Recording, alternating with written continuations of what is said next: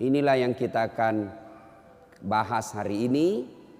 Wanita dirindukan surga. Ya, saya dikasih judul menjemput rezeki, tapi rasa-rasanya judul ini yang lebih tepat. Wanita dirindukan surga. Mau dirindukan surga, Ibu? Apalagi ibu-ibu ini yang depan saya yang sudah muka-muka sakaratil maut. Mau? 4 aja syaratnya, Bu. Catat. Ini oleh-oleh pulang pengajian. Ada ibu-ibu di Makassar pulang pengajian tidak ada oleh-olehnya. Saya tanya, gimana pengajiannya? Alhamdulillah, hebat. Bagaimana ceramahnya? Hebat memang itu Ustaz, jago dia ceramah. Apa dia bilang? Saya sudah lupa Ustaz. 1 jam kita ceramah tidak ada dia ingat. Nah, itu pentingnya bawa buku, dicatat. Karena ibu-ibu ini yang sudah usia-usia senja, otaknya ini ibarat kaset sudah kusut. Cicilan belum lunas, suami mau kawin lagi, anak rewel, kan repot itu otaknya. Nah, maka kalau dicatat, ibu saya di rumah, biasa kalau ada saya tulis lebar-lebar besar baru saya tempel dekat panci. Kenapa? Karena panci paling sering dikunjungi. Atau cermin. Nah, itu ibu catatannya tempel di cermin nanti itu, Bu. Suruh anaknya ketik baik-baik, rapi, tempel di cermin supaya selalu diingat. Ini 4 aja syaratnya ibu dirindukan surga. Tidak ada hadis mengatakan laki-laki dirindukan surga. 1, kata Nabi, aqimis shalah, dirikan sholat. Bingung saya, kenapa ini dikhususkan perempuan? Dirikan sholat. Kalau mau dirindukan surga, oh usut punya usut. Ternyata perempuan memang paling sering lalai dalam sholat. Kapan Ustadz? 1, selesai haid. Tuh kalau iman tidak baik bisa haidnya 4 hari, dia tambah bonus 2 hari. Ya kan? Iya. Dia bilang suaminya, biasanya haid cuma 4 hari. Ini sudah hari ke-6 kau belum sholat. Belum bersih. Iya toh? Dia bilang suaminya, bohong, masih ada sedikit-sedikit. Dia lagi suaminya, serius lu? Apa serius? Saya kasih lihat kau. Iya toh? Nipu diri sendiri. Malah dia nanya sama saya, Ustadz, katanya kalau selesai haid subuh baru mulai sholat. Subuh kesiangan. Dia bilang, ya sudah, besok lagi saya sholat. Tidak boleh. Duhur bersih, duhur sholat. Isya bersih, ibu nih sudah maghrib. Begitu mandi, rasa-rasanya saya sudah bersih. Jam 10 malam bersih, wajib mandi junub. Selesai sholat, tidak boleh nunggu isya subuh. Ini yang banyak ini isya. Padahal sudah bersih malamnya, dia cek, sudah bersih nih. Jam 10, sudah bersih. Mandi, sholat, meskipun sudah jam 11 malam. Ya, apalagi nifas. Ini banyak yang salah paham nifas. Katanya nifas harus 40 hari. Siapa yang bilang? Nifas itu tidak harus 40 hari. Bisa jadi lebih 40 hari. Bisa jadi cuma 10 hari. Tergantung ibu bersih atau tidak. Ada teman saya selesai melahirkan istrinya. Dia pergi beli Indomie 1 dos. Saya bilang apa hubungannya? Ini kan isinya 40 bungkus Ustaz. Jadi 1 hari 1 bungkus. Kalau habis ini sudah bersih istri saya. Ayo. Kapan lagi perempuan banyak tidak sholat? Kalau ada pesta. Mukanya dia kira tembok. Coklat, biru, abu-abu, krem. Beleng-beleng. Ini ibu-ibu sekarang ini banyak perempuan palsu. Mohon maaf ya, kalau marah-marah aja. Siapa suruh undang saya? Sekarang banyak perempuan-perempuan palsu. Bulu matanya panjang palsu. Matanya biru palsu. Bibirnya merah palsu. Pipinya biru palsu. Alisnya tebal palsu. Pantatnya gabus. Iya toh? Bu. Ada kenalan saya Orang kaya. Itu kalau dia tunjuk-tunjuk kapalnya tanker, suaminya bilang, ini Ustaz. Ya, kalau bunyi ayam kukuruku, masuk uang saya 200 juta. Disewa tiap hari 200 juta. Kalau ini Ustaz 75 juta satu hari. Istrinya Bu, tidak bisa, tidak yakin orang dia istri orang kaya. Sederhana pakaiannya. Akhirnya apa? Semua orang kalau lewat, orang kagum. Tahu enggak? Orang kaya loh itu. Sederhana pakaiannya. Tidak glamor. Orang jadi teladan. Kenapa? Dia kaya tapi tidak macam-macam pakaiannya. Orang senang lihat. Ini sudah tidak kaya, tidak terkenal. Gede ganyanya. Kayak sudah tabrak tiang listrik. Beleng-beleng. Tahu beleng-beleng? Dongo. Tahu dongo? Beleng-beleng. Tahu beleng-beleng? Dongo. Tahu dongo? Beleng-beleng. Beleng-beleng itu Rocky Gerung bilang dungu. Dungu atau oon. Tahu oon? Es krim ditiup. Itu beleng-beleng itu.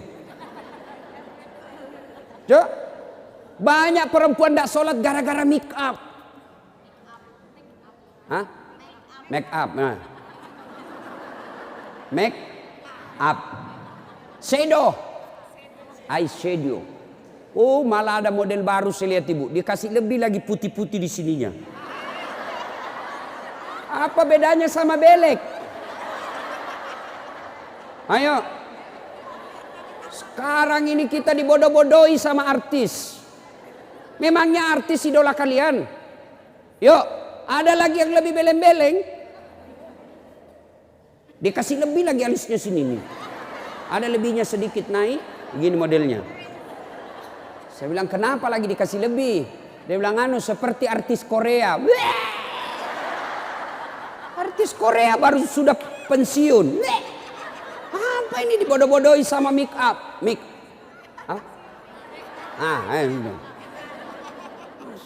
Bu, demi Allah, kami para suami tidak membutuhkan itu semua. Yang kami butuhkan kecantikan hati. Ini cantik-cantik, memang cantik, tapi bukan untuk nyenangin suami. Tapi giliran mau tidur, ndak sikat gigi, daster 3 hari ndak dicuci, kelihatan bulu ketek, muka dikasih bedak kencur, dikasih bawang matanya, ngorok. Bagaimana suamimu ndak menderita? Giliran mau pergi pengantin, Masya Allah, cantik betul. Ibu untuk apa cantik-cantik ini? Biar ibu mondar-mandir macam-macam. Tetanggamu tahu ini tetangga saya. Andai kau robat cak menjadi selebriti, mukamu tidak dikenal orang kaya artis Korea, oke lah. Tapi biar diapain orang tahu juga, tetangga saya ini. Udahlah, apalagi ibu yang rajin majelis taklim. Tiap minggu, tiap pekan hidup pengajian. Tapi tidak ada perubahan itu. Rugi. Habis waktu. Tidak ada guna. Mending tinggal di rumah tidur. Majelis taklim. Sudah 4 tahun majelis taklim. Tiap pekan dengar pengajian. Tapi make upnya malas dia sholat. Yang disenangi Allah cantik hatinya. Kalau hati cantik meskipun muka tidak halus, orang senang. Ya, gara-gara mikam tidak sholat. Jadi bagaimana solusinya Ustadz? Kalau pengantin, mau pengantin, gimana solusinya? Wudhu dulu, baru tancap, sudah itu tahan kentut. Biar sudah wudhu, batal. Sedikit aja keluar Ustadz, batal. Nggak habis Ustadz, batal. Bagaimana? Nah, apalagi yang membuat orang ibu-ibu nih banyak ndak sholat. Selesai haid, nifas, make up. Yang keempat, apa? Jilbab. Banyak ibu-ibu malas sholat gara-gara jilbabnya susah dipakai. Jilbab sakaratil maut. Saya ibu sudah keliling-keliling ceramah. Mana-mana saya ceramah. Saya ke Filipina Selatan, jilbabnya orang Melayu sana, segitiga saja, satu peniti, selesai. Malaysia juga begitu. Saudi malah satu lubang masuk, selesai. Tapi coba lihat jilbabnya ibu Indonesia. Ngeri bu. Ada kayak ada talinya 2 meter, diikat-ikat. Disimpan di lehernya. Itu diikat lehernya. Lalu dikasih kembang. Sudah tidak bisa goyang itu lehernya. Nah, iya toh? 3 lapis. Ini penutup kepalanya 3 lapis. Ada kuningnya, abu-abu, coklat. Dikasih mereng lagi sedikit.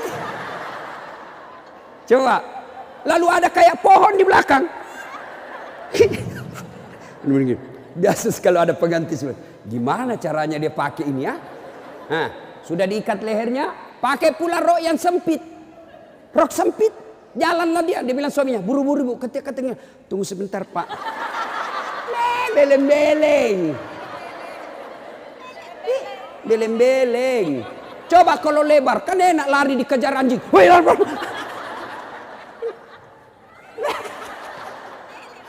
Beleng-beleng. Ayo bu. Sudah berapa tahun majelis taklim? Sudah berapa tahun hadir pengajian sini? 5 tahun. Mestinya pakaian seperti itu ditinggalkan. Apa dilarang? Tidak dilarang. Cuma kalau gara-gara itu tidak sholat, hancur ibu. Pergi pengantin, make upnya luar biasa, jilbabnya susah. Tiba waktu sholat, dia bilang suaminya, bu, ini sudah mau hampir asar. Kau belum sholat duhur, kau pergi sholat. Sadar lo pak. Ya saya sadar, saya suruh kau sholat. Sadar lo pak. Ya saya sadar, ya saya suruh sholat. Oh pergi sholat, apa kata? Kau tidak lihat ini jilbab saya. Ini 2 jam. Beleng-beleng. Ayo, sudahlah, bu. Apa yang saya sampaikan ibu pasti iyakan. Perempuan cantik, tidak terlalu cantik, tapi dia kaya, istri bangsawan, ya, populer, tapi pakaiannya sederhana, itu yang jadi orang senang. Coba kan, dia sudah kaya, cantik, banyak duitnya, terkenal, tinggi sekolahnya, tapi pakaiannya seadanya. Masya Allah, orang semua jadikan teladan. Nah, coba lihat itu nak, itu ibu kaya loh, terkenal, banyak duitnya, tinggi sekolahnya, tapi lihat nak, pakaiannya sederhana. Nah, saya mau kok seperti itu nanti nak. Coba lihat. Apa Khadijah terkenal dengan jilbabnya yang mewah? Apa Aisyah terkenal dengan lipstiknya yang banyak? Enggak kan? Tapi karena apa? Karena akhlak. Ngapain kita cantik-cantik akhlak kita jelek? Daripada beli make up 700.000 per bulan. Ibu sudah 60 tahun. Yuk lebih baik beli lipstik palsu. Harga 10.000. 690.000. Nih bawa ke masjid. Itu tabungan akhiratmu. Ada sekali jalan 1 juta. Nempel.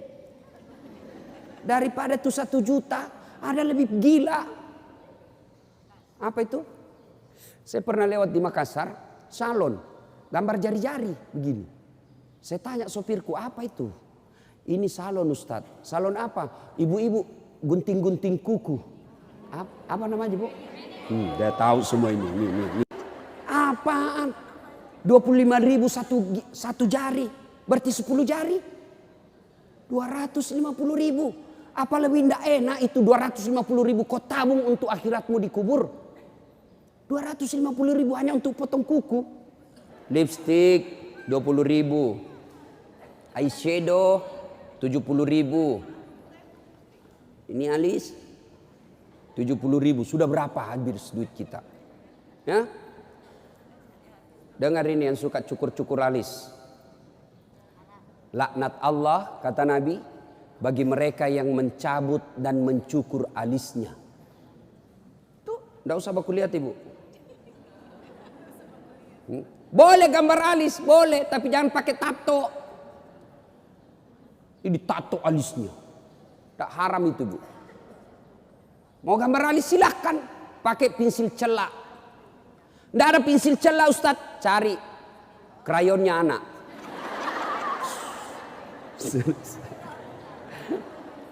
Nah ya,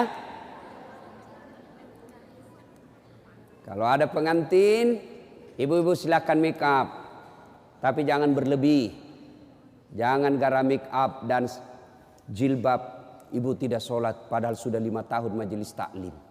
Auzubillah min zalik. Tidak ada gunanya itu. Maka tunaikan sholat dengan sebaik-baiknya, ibu akan dirindukan oleh surga. Saya sudah sholat Ustaz, kenapa hidup saya masih susah? Berarti sholatnya belum sempurna. Ada yang di sini sakit ibu, asam urat, gula, kecil buat Allah sembuhkan itu. Kecil. Apa susahnya Allah sembuhkan penyakit itu? Kecil. Cuma kadangkala ketika kita sakit kita lupa Allah. Kita lebih senang ke dokter. Emang dokter yang sembuhkan penyakit? Ya. Mohon maaf kalau ada dokter di sini. Sampai detik ini saya belum pernah ketemu dokter yang hebat. Kenapa? Begitu saya ke dokter, saya juga yang kasih tahu penyakitku. Iya toh? Assalamualaikum dok. Waalaikumsalam Ustaz. Masih sini Ustaz. Kenapa Ustaz? Menceret-menceret dok. Mules terus perutku dok. Kenapa bisa? Dalam hatiku, ya urusanmu dong, kan kau dokter. Masa saya kau tanya? Yang hebat kalau baru muncul, Ustaz pasti menceret. Itu yang hebat. Tapi kan tidak. Allah tanpa diberitahukan, tanpa curhat, Allah tahu apa penyakitnya ibu. Maka datang sholat. Sudah itu sholat, sudah itu sholat, sudah itu sholat. Baru ke dokter. Ayo perbaiki sholat ibu. Tidak ada susahnya Allah kasih dunia. Ustaz, saya sudah 30 tahun rantau ke Jogja. Tidak bisa beli rumah Ustaz. Masih ngontrak-ngontrak. Tidak usah cari capapnya. Periksa sholatmu. Saya sholat Ustaz. Kok begitu hidupku? Berarti belum ikhlas. Mana buktinya belum ikhlas? Suka nunda-nunda sholat. Asar sholatnya dekat duhur. Duhur sholatnya dekat asar. Berarti ibu perhatikan dah. Coba. Sholat maghribnya itu juga wudhunya asar, itu juga maghrib, itu juga isya. Karena berdekatan. Itu tidak ikhlas. Sholat Ustaz. Betul ibu sholat. Tapi pakaiannya itu juga dipakai masak. Itu juga dipakai bertetangga. Itu juga dipakai ke pasar. Itu juga dipakai tidur. Tidurnya ngiler lagi. Ini. Pas dibangun suaminya.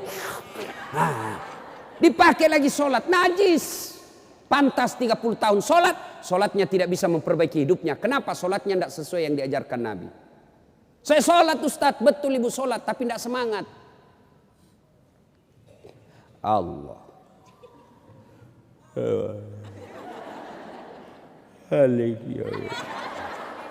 Iya kena.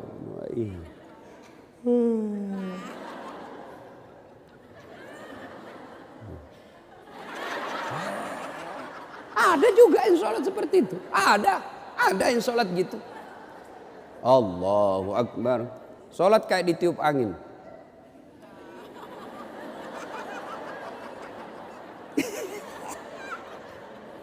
Ayo, ada juga yang sholat semangat. No. Jangan ketawa karena ibu membayangkan diri sendiri. Ada juga yang sholat cari duit. Allahu Akbar. Iya kena budu. Duit saya tadi 100. Beli sayur 50.000. Beli pulsa 20.000. Allahu Akbar. Mana yang 30 ya? Allah. Selamat. Oh di bawah sadel lah. Sepanjang sholat cari duit.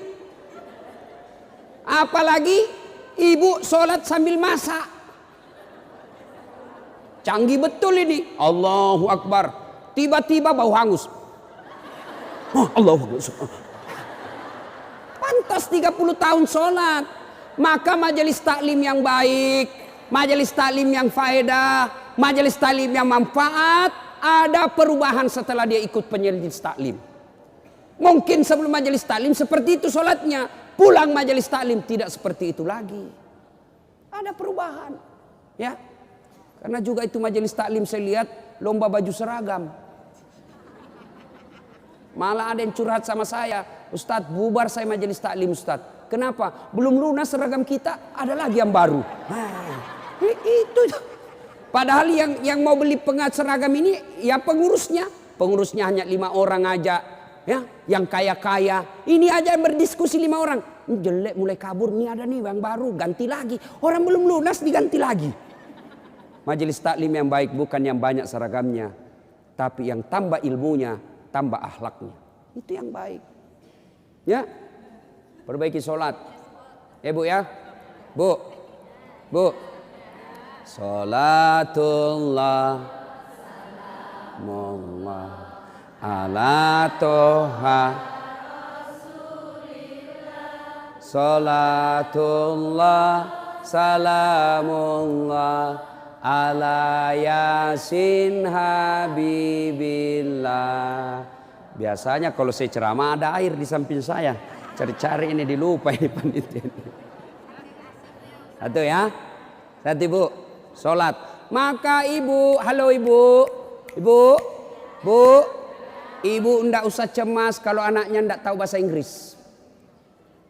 Ibu ndak usah cemas kalau anaknya ndak tahu bahasa Korea.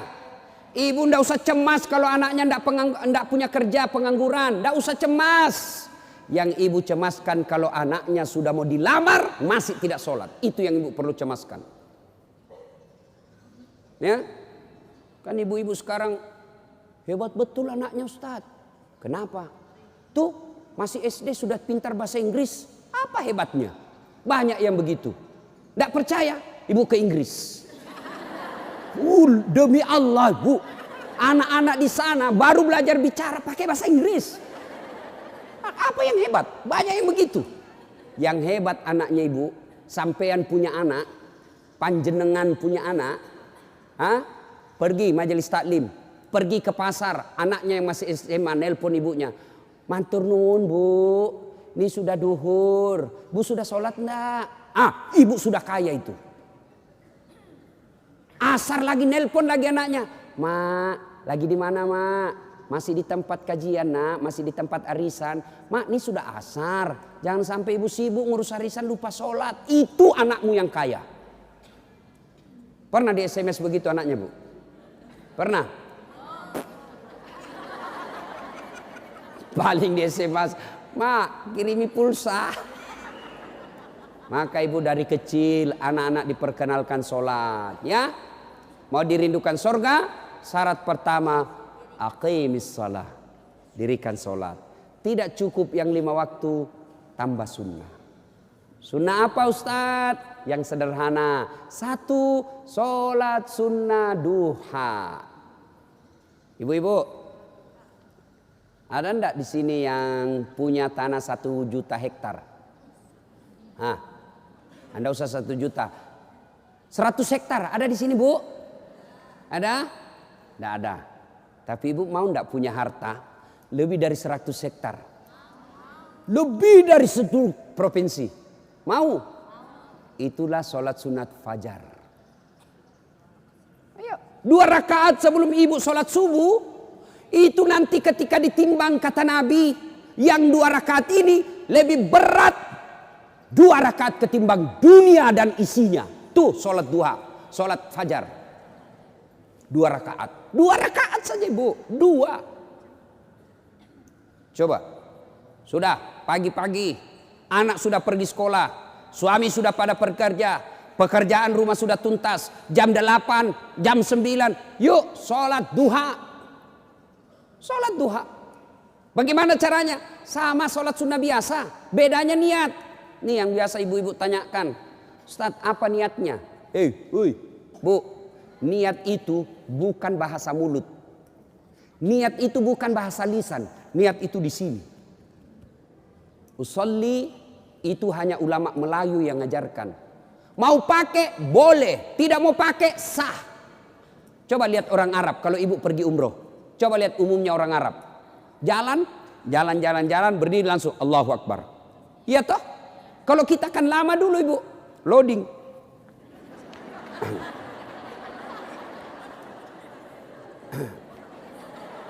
Allah. Duduk. Saya tanya, kenapa tidak jadi sholat ibu? Saya lupa sholinya. Boleh tidak ucapkan. Mau ucapkan silahkan. Usalli sunnatal duha. Raka'ataini lillahi ta'ala. Saya niat sholat sunnah duha. 2 rakaat. Sunnah hukumnya bagi saya lillahi ta'ala. Allahu Akbar. Tuh. Tidak hafal juga itu Ustaz. Ambil jalan pintas. Berdiri tegak. Menghadap ke kiblat, baru ibu bilang begini, Tuhan, sholat sunnah duha ya, Allahu Akbar. Boleh, benar boleh bu. 2 rakaat berikutnya ulang lagi, Tuhan masih seperti yang tadi, Allahu Akbar. Boleh, benar. Daripada ibu nunggu bahasa Arabnya, ndak hafal, ibu ndak sholat. Itu sholat duha ibu. Hei bu, suami pergi cari nafkah. Anak sudah pergi sekolah. Ibu sholat duha. 2 rakaat salam, 2 rakaat salam, 2 rakaat salam, 2 rakaat salam. Boleh 2 rakaat. Bagus 4 rakaat. Lebih utama lagi 6 rakaat. Lebih mulia lagi 8 rakaat. Boleh 2? Boleh. Kalau ibu sibuk 2 aja boleh. Bacaannya sama sholat sunnah yang lain. Nggak hafal banyak ayat-ayat Ustadz. Ya sudah yang ibu hafal aja. Kul-kul ya sudah kul-kul aja. Rakaat pertama kul huwallah. Rakaat kedua kul huwallah lagi. Tidak apa-apa. Bahkan boleh begini bu. Allahu waladhdallin amin. Bismillahirrahmanirrahim. Alif lam mim. Allahu Akbar. Boleh. Rakaat kedua. Waladhdallin amin. Bismillahirrahmanirrahim. Yasin. Allahu Akbar. Boleh. Benar boleh. Jelas. Selesai sholat duha, ibu duduk menghadap kepada Allah, mengadu kepada Allah, ya Allah yang maha kaya. Tiadalah datang rezeki tanpa pertolongan dan bantuan.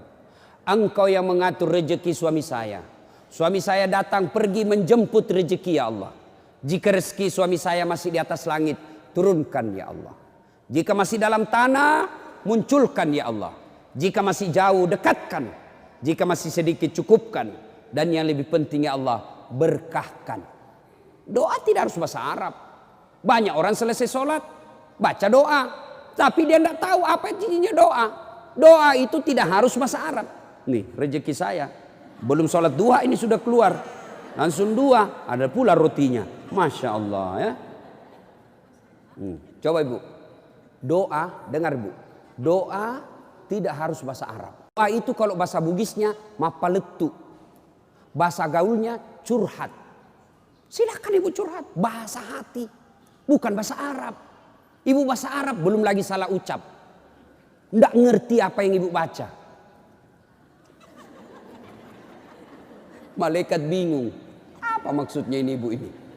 Apa maksudnya ini ibu? Mau minta rezeki ternyata doanya apa? Minta anak. Bingung kan malaikat. Jadi boleh bu, ya Allah, bukakan pintu rezekiku ya Allah. Mudahkan suamiku memperoleh rezekinya ya Allah. Sudah itu SMS suami. Bang, jangan menghalalkan segala cara. Baru aja aku doakan abangku selamat dalam mencari nafkah. Salam sayang selalu dari istrimu di rumah. Senang itu. Saya ibu, itu istri saya. Kalau dia SMS begitu, saya kasih lihat semua temanku. Istriku ini SMS-nya. Coba. SMS begitu suaminya bu. Jangan galau bang. Jangan putus asa bang. Rezeki Allah yang tentukan. Selama abang berusaha, rezeki itu ada. Pun kalau terbatas, percayalah saya tetap setia mendampingimu. Pernah SMS begitu suaminya? Paling SMS-nya bang, jangan lupa singgah beli gas ya. Yuk, sholat duha. Saya banyak dosa Ustadz. Saya perempuan hijrah. Dulu banyak betul maksiat saya lakukan Ustadz. Masa muda saya suka gaul. Masa muda saya selalu ke tempat hiburan malam. Masa muda saya selalu maksiat. Allah jelaskan wala tai'asu mir rauhillah. Bu, jangan putus asa. Ibu jangan putus asa. Besar dosamu tapi ampunanku jauh lebih besar. Gimana caranya? Yuk sambut dengan sholat sunnah taubat. Gimana salat sunat taubat Ustaz? Sama salat tahajud, sama salat duha, cuma beda waktu, beda niat. Kalau duha pagi hari, salat taubat boleh pagi, boleh, tapi waktu paling bagus yang dilaksanakan Nabi selesai salat maghrib nunggu isya. Jadi ibu ndak ada kegiatan nih, sudah maghrib, datang ke masjid, nunggu isya, ndak usah pulang, nunggunya salat taubat 6 rakaat. 2 rakaat salam, 2 rakaat salam, 2 rakaat salam, 6. Boleh 2, boleh. Salat taubatnya, niatnya, sholli sunnatal taubat raka'ataini lillahi ta'ala. Saya niat salat sunat taubat 2 rakaat, sunnah hukumnya bagi saya lillahi ta'ala. Allahu Akbar. Baca doa iftitah, baca Al-Fatihah, baca surah pendek, ruku, itidal, sujud, dan seterusnya. Kapan taubatnya Ustaz? Sujud terakhir. Sujud terakhir. Ibu taubat. Ya Allah, tadi saya hilap ya Allah. Di kantor saya hilap. Dia pegang tanganku, bosku. Dia remas-remas jari-jariku ya. Aku pun membalasnya ya Allah. Akhirnya beremas-remaslah kami ya Allah. Ya Allah, saya hilap ya Allah. Maafkan saya Allah. Rabbana la tusik qulubana ba'da is hadaitana wa hab lana min ladunka rahmah. Ya Allah, saya hilap ya Allah. Ampuni saya. Jangan engkau palingkan hati hamba. Jangan engkau sesatkan hati hamba setelah engkau berikan hidayah ya Allah. Ampuni saya ya Allah. Allah ampuni. Yang penting tobatnya tobatan nasuha. Jangan tobat ibu hamil. Ibu-ibu masih ingat waktu hamil? Melahirkan. Ingat waktu melahirkan? Tidak mau lagi saya Pak. Tobat.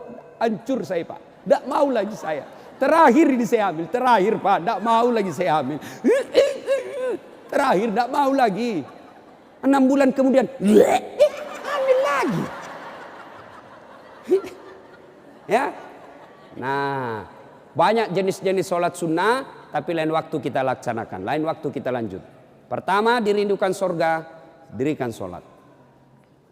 Yang kedua, kata Nabi, wasyamu Ramadan. Berpuasalah di bulan suci Ramadan. Alhamdulillah tuntas puasa Ramadan. Tapi jangan puas sampai di situ Bu. Maka kita lanjutkan dengan puasa Senin Kamis. Ya, puasa yang paling baik. Puasa yang tidak pernah ditinggalkan Rasulullah. Puasa Senin Kamis. Bu-ibu nih yang agak lebih berat badannya. Bukan gemuk, cuma perbandingannya kurus. Bukan. Orang bilang Ustadz kurus betul. Bukan kurus, kamu yang gendut. Yang lebih berat badannya, yuk terapi Senin Kamis. Senin Kamis. Ibu-ibu mau sehat, Senin Kamis. Bagaimana? Mulai Kamis ini jangan pernah lagi lepas puasa. Bangun, makan sahur. Ternyata jam 9 lupa kalau puasa, makan aja. Terbiasa kan setiap pagi kita sarapan. Nah Kamis ini kita mulai. Karena kebiasaan kita bertahun-tahun sarapan. Ya sarapan makan. Begitu lagi selesai. Wih, Kamis. Ternyata saya puasa. Lanjut. Boleh. Yang tadi 1 mangkuk rezeki. Ibu lupa. Ternyata siang makan lagi. Wih, Kamis. Puasa. Lanjut lagi Bu. Benar ibu lupa. Lanjut. Boleh. Ternyata asar. Ada lagi kasih es cendol. Saya puasa. Sudah rezeki ibu itu. Yang penting betul lupa. Saya sering begitu ibu. Lanjut. Karena saya lupa. Orang lupa tidak kena hukum. Tiba-tiba saya diajak makan coto. Ustaz coto. Namanya kita senang ditraktir. Begitu habis. Saya puasa rupanya. Tidak apa-apa. Lanjut. Boleh. Yang tidak boleh, ibu misalnya kan, misal, Bismillahirrahmanirrahim. Misal sudah di dalam nih, sudah ada di dalam, baru sadar, saya puasa. Jangan bilang terlanjur, batal itu. Maka kalau dia sudah di dalam mulut, langsung ingat saya puasa, muntahkan, cuci, sah. Biar ibu 3 kali makan dalam sehari. Yang penting betul-betul lupa. Begitu kan. Ma makan puasa. Oh iya nak. sah. Coba ibu besok, mulai hari Kamis ini.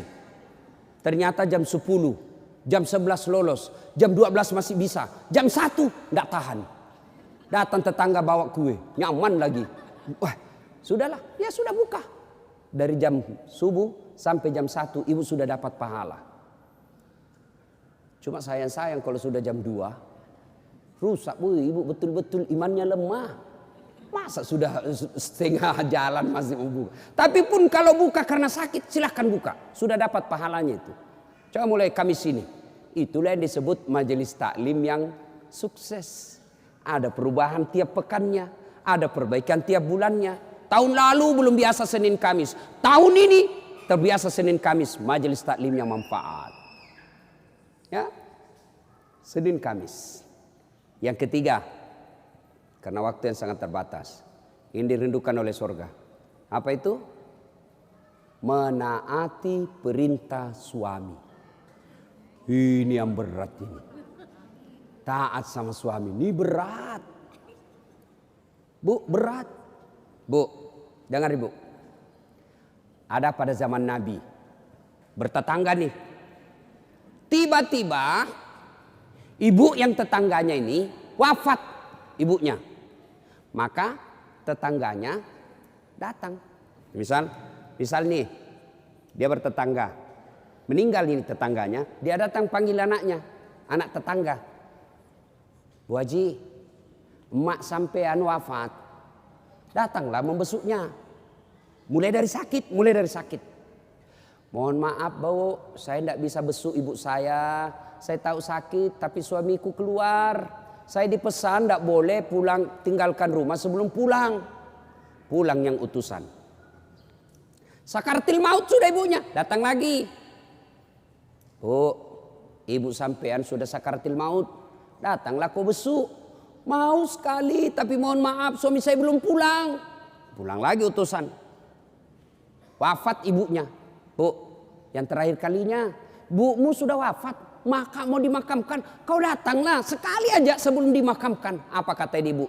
Mohon maaf suami saya belum pulang, saya dilarang keluar sebelum pulang. Saya doakan ibu saya dimakamkan. Tidak datang ini anaknya. Marah ini utusan. Dia datang kepada Nabi melapor. Ya Rasulullah, keterlaluan betul itu tetangga saya. Mulai dari sakit, sakaratil maut, sampai wafat, dimakamkan, tidak datang besuk ibunya. Saya 3 kali datang memanggilnya ya Rasul. Nabi kata, wih, nak durhaka betul itu. Kok bisa begitu? Kenapa bisa? Ya Rasulullah, suaminya pergi. Jihad, perang. Dipesan sama suaminya. Jangan pernah tinggalkan rumah sebelum saya pulang.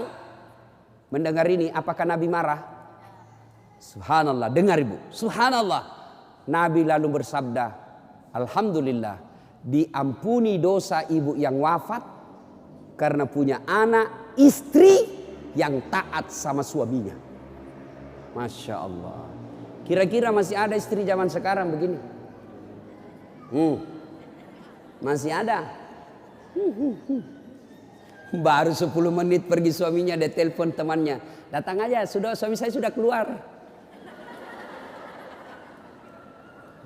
Bu, taat sama suami. Itu pintar redanya ibu masuk surga. Ibu mau tanda fungsi utama suami? Bu, halo ibu. Fungsi utama seorang suami. Ibu mau tahu? Mau tahu ibu? Jalan pintasnya ibu masuk surga. Passwordnya masuk surga. Kenapa? Ridha suami itu ridhanya Allah. Kalau ibu sudah ridhanya, suami sudah ridha sama ibu, Allah tersenyum kepada ibu. Sebaliknya kalau suami tidak senang sama ibu, tidak pernah baik hatinya suami sama ibu, percayalah susah ibu masuk surga. Betul, ridhanya Allah itu tergantung ridha suami. Kenapa bisa Ustaz? Karena kami ini suami yang nanggung ibu dunia akhirat. Ibu kira enak jadi suami? Dipikir bagaimana supaya kita bisa beli mobil, ibu bisa enggak kena matahari jalan. Kami pikir suami bagaimana supaya ibu bisa pakai baju baru tiap bulan supaya saudaramu enggak menghina kamu. Dipikir bagaimana supaya suami istri saya pakai emas, berlian supaya tetangganya enggak menghina dia. Itu dipikir semua oleh suaminya. Mana ibu pernah pikir bagaimana supaya saya belikan suamiku berlian? Pernah ibu? Ayo. Bukan cuma di dunia. Di akhirat pun ibu ditanggung oleh suami. Beruntunglah wanita Islam. Wanita Islam itu sebelum diperiksa semua amal-amalnya, sebelum diperiksa puasanya, diperiksa hajinya, ada 4 laki-laki yang harus menanggung dia.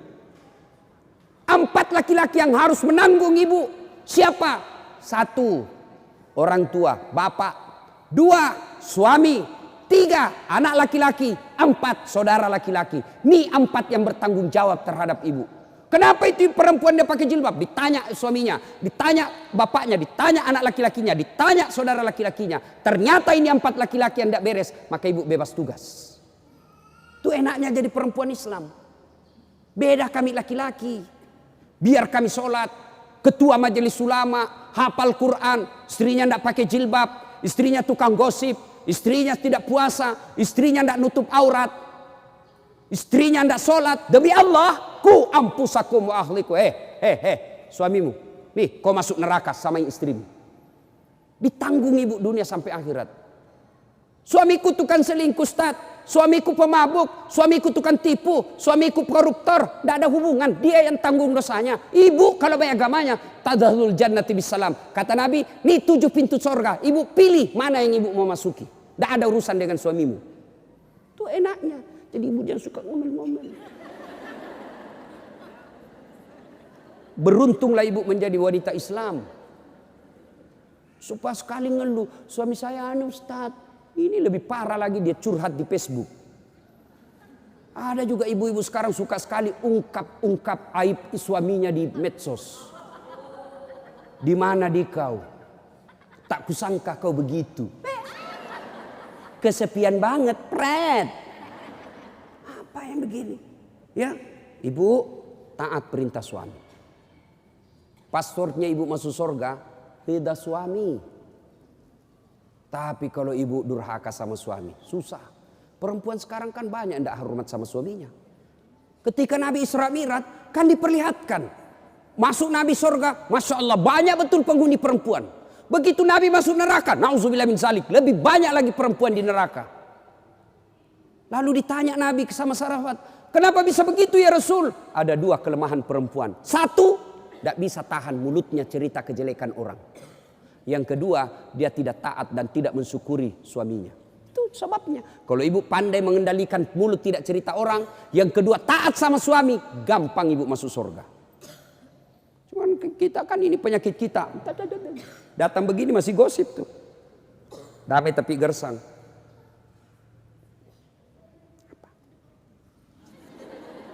Apa? Apa sih? Enggak, gue tuh bertanya dong. Saya pun digosip. Begitu saya lewat, itu juga bajunya waktu di TV One. Ada urusan. Nenek ibu nih. Palsu. Aku tahu. Hitam tuh di gelangnya. Palsu. Palsu lipstiknya. Kenapa kau tahu? Tuh melengket di giginya. Semua dia. Ini habis dosanya. Ibu, 1, sholat. 2, puasa. 3, taati suami. 4, jaga harga diri. Jaga harga diri. Bagaimana menjaga harga diri seorang perempuan? Bermula dari pakaian. Ibu-ibu jangan lagi pakai jilbab apa itu. Untung sekarang kan ada istilah jilbab syar'i. Dulu kan ada ibu-ibu pakai jilbab tapi ketat. Celananya ketat, bajunya ketat. Akhirnya apa? Jalan seperti orang di kampungku bilang buras. Tahu buras ibu? Hah? Lontong. Lontong. Coba lontong kalau dibuka kan masih ada kentara itu anunya, bekas-bekas ikatannya. Bu, wanita soleha, istri yang baik, pakaiannya tidak seperti itu. Salah satu menjaga harga diri, tidak pernah keluar tanpa izin suaminya. Kan biasa ibu-ibu keberatan. Kok suami lagi?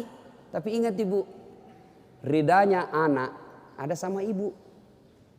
Allah itu maha adil. Bu mau masuk surga, bakti sama suami. Suami mau masuk surga, bakti sama ibu. Itu putar aja. Jangan lagi ada yang cemburu. Ustaz, saya serumah mertua saya. Kenapa ya suami saya perhatian betul sama mamanya, sudah punya anak yang lain, kok suami saya terus dibebani, beli ini, minta sama suami. Saya bilang, bu sadar dong bu, bersyukur suamimu begitu. Mudah-mudahan nanti anakmu pun sudah menikah dengan wanita lain, dia masih memperlakukan kau seperti ibunya sekarang. Jangan malah sentimen, suami saya begini, suami saya begini. Ibu berapa tahun sama suami? Baru 25 tahun. Itu ibunya dari perutnya. Saya heran kalau ada perempuan cemburu sama mertuanya. Tidak sadar. Gimana nanti kalau ibu punya mantu yang juga kurang ajar? Mau? Maka saya bilang sama istri saya, boleh kau maki-maki saya, boleh kau hina saya, boleh kau lempar kepalaku, yang penting tidak kena. Satu yang tidak boleh, jangan kau lukai perasaan ibu saya. Begitu ibu saya luka perasaannya, kau pembuat sial, keluar kau dari rumah. Tidak ada toleransi. Begitu mestinya kita jadi istri. Kalau ibu-ibu masih susah hidupnya, koreksi aja deh. Barangkali durhaka sama mertua. Nah, bagaimana mengabdi kepada orang tua, bagaimana mengurus anak, insya Allah lain waktu dan kesempatan kita akan lanjutkan. Akhirnya kita simpulkan, wanita yang ingin dirindukan surga, 1, pelihara sholat. 2, 3, taat pada perintah suami selama perintah itu tidak melanggar agama. Yang keempat, jaga harga diri. Insyaallah kalau ini kita lakukan, maka Nabi jelaskan, silakan masuk surga, tadkhulul jannati bisalam. Silakan masuk surga dari pintu mana yang ibu mau suka. Subhanallah. Inilah tausiah kita, mudah-mudahan ada manfaat. Terima kasih Ibu Li yang berkomunikasi kepada saya selama ini. Mohon maaf jika selama ini ada komunikasi yang tidak berkenan, dan terima kasih sehingga saya punya ladang amal untuk datang di tempat ini. Mudah-mudahan ada manfaat. Ibu-ibu masih mau dengar ceramah saya? Masih? Nah, gampang.